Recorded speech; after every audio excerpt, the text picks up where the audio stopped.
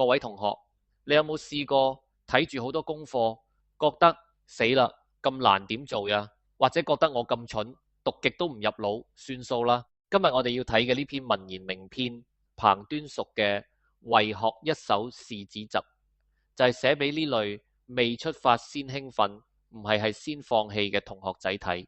作者彭叔叔寫呢份係家書，送俾佢嘅後輩。佢唔係要講大道理去壓你，而係想話你知，資質同環境都係假嘅，唯有肯做先係真嘅。第一部分核心論點，為與不為。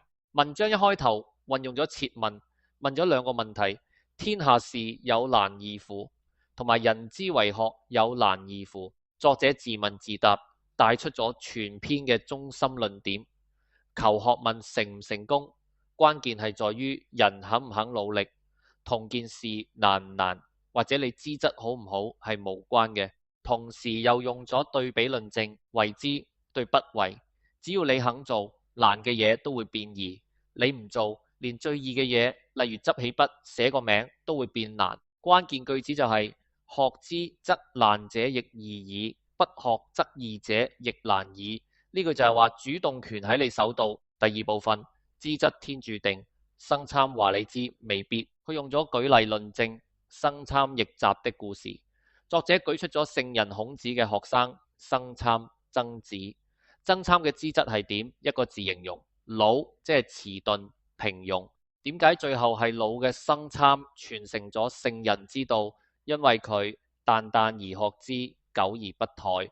講白啲就係佢日日學，唔偷懶。第三部分重頭戲，蜀比爾新的南海之約。故事情節係四川邊境蜀之比，有兩個和尚，一個窮到窿得一平一缽，一個水樽，一個飯缽。一個好有錢，想買船去南海。富和尚諗咗幾年，覺得一定要有齊裝備，買舟而下，先去到。窮和尚話去就去，憑住意志力，第二年就成功返嚟。當窮和尚返到嚟，富和尚個樣有慚色，覺得好羞愧。點解？因為佢明白到自己輸嘅唔係錢，而係志向。呢度作者用咗舉例論證。舉例論證嘅好處係，作者用呢個古仔令讀者明白到客觀條件唔係關鍵，立志先係最重要。第四部分總結與啟示。全篇文用咗對比論證、如聰敏與昏庸、為與不為同舉例論證，生參易生，令論點充滿說服力，帶出最終結論。昏庸聰敏之用，豈有常哉？資質所起嘅作用唔係固定不變嘅。各位同學，唔好再講我唔得或者我冇資源，好似個窮和尚咁，攞起你個一平一缽，今日就開始為之啦。